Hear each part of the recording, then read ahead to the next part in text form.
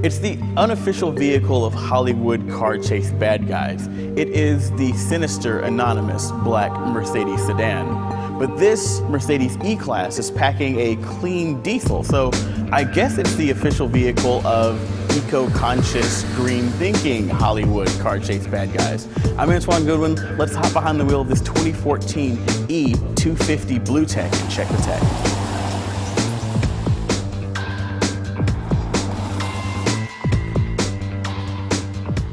Now in the cabin you've got a nice blend of materials and some nice seats, which is pretty much what you'd expect from a car that starts at about $51,000.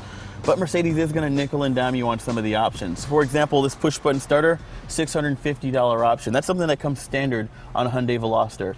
You'll also pay extra for the ventilation in the seats and a little bit extra for this driver's seat, which has massage settings and some active bolsters that are going to kind of cup your sides when you go into a corner. It's a little weird, but I do like that feature and I don't mind paying a little bit more for it. Now the standard infotainment system in this car is going to be Mercedes' command system. It hasn't changed very much in the past 10 years, and that's a very bad thing because we don't really like this interface a lot. And it's kind of hard sometimes to tell exactly where things are hidden in this navigation system. For example, if you want to stop a route, you don't go under route, you go under destination. If you want to change your audio source, you pop into your audio source, and then you don't get a list of sources. You have to come down underneath this sort of drop-down menu and scroll through all of your audio sources. And admittedly, there are a lot of audio sources. We have iPod connectivity, but Mercedes still uses a 30-pin connector, and you can't plug Lightning to USB adapter into the standard USB port. So you're gonna have to buy a 30-pin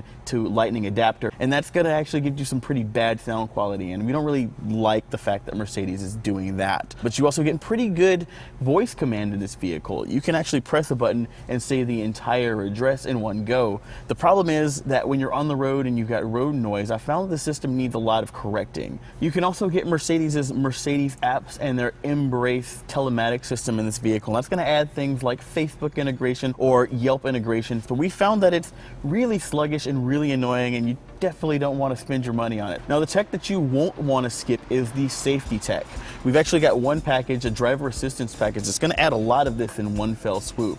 And in that you're going to get Mercedes' Distronic Plus system. That's their adaptive cruise control / pre-collision detection system that's going to use forward-facing cameras and radar to look out at the front of the vehicle and maintain a safe driving distance from the vehicle in front of you. And if a pedestrian steps out in front of you, it can detect that too and even bring the vehicle to a stop if you're going at a slow enough speed, or slow you down a little bit so that you don't completely plow over the guy. Now that Distronic Plus system is also going to tie in Mercedes' steering assistance system and lane keep assist systems, so that when you activate the adaptive cruise control, those systems come on automatically. It doesn't just beep at you when you start cruising out of your lane and into the next one. It'll actually add a little bit of steering to actively keep you in the middle of the lane.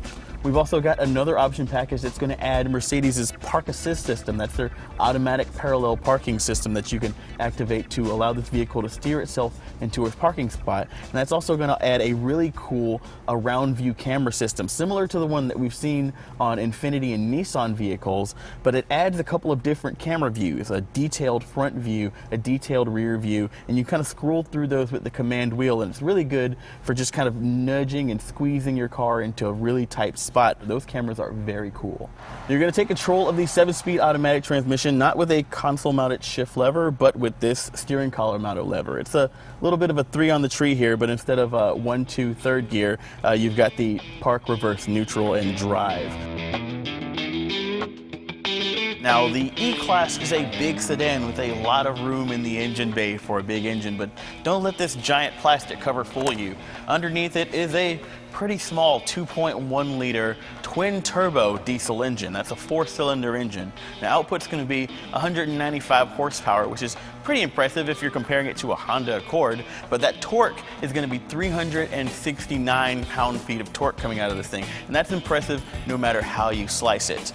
That's going to be mated to a one-option 7-speed automatic transmission, and that's going to get you an estimated 28 miles per gallon in the city. But this is a diesel. It's meant for cruising. So the big number here is the 45 miles per gallon that you can expect to get on the highway when you're just kind of cruising down the road. That's a really good fuel economy number for a vehicle of this size. Now, while we're at the front of the vehicle, let's take a minute to look at the headlamps. We've got equipped a $1,500 headlamp package that's going to add LED headlamps. That's a full LED array to replace the standard HID lights. Now these lights are going to steer into the turns when you turn the wheel when you're going down the road. We've also got a $0 option, which is a rarity in this car. It's a sport package. It's going to add a sport tune suspension and a unique front end with a unique grille and this sort of chrome front wing.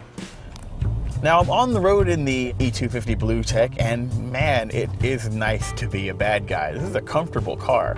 Now the interesting thing about the diesel engine is there's not a lot of power on paper, but it's that torque number, like I said, that you really want to care about. Having that much torque on demand really low in the power band means that you don't really have to rely on that 7-speed transmission to do a lot of shifting when you want to roll on the power. You actually do have paddle shifters if you should decide that you want to do some shifting of yourself for some sporty driving, but if you actually just fire off a quick downshift, after a couple of seconds of not shifting, it will revert back to its automatic mode and shift for you again. Generally speaking, I've been very happy with the comfort and quietness of this vehicle and the efficiency that I get without having to sacrifice having power on tap when I need it. Diesel is the way to go for this kind of vehicle. All right, now the 2014 E250 BlueTec is going to start at $51,400, and it's pretty well equipped at that price. You're getting a lot of car for the money, and you're also getting that 45 miles per gallon on the highway, which is so awesome. Now ours has a lot of safety tech, which you want, and a lot of convenience tech that you want. We've also got a lot of app tech, which you don't want. Skip that and you can go all in CNET style for $66,025. Again, still a pretty good deal, and you're getting a lot of car and a lot of efficiency for the price.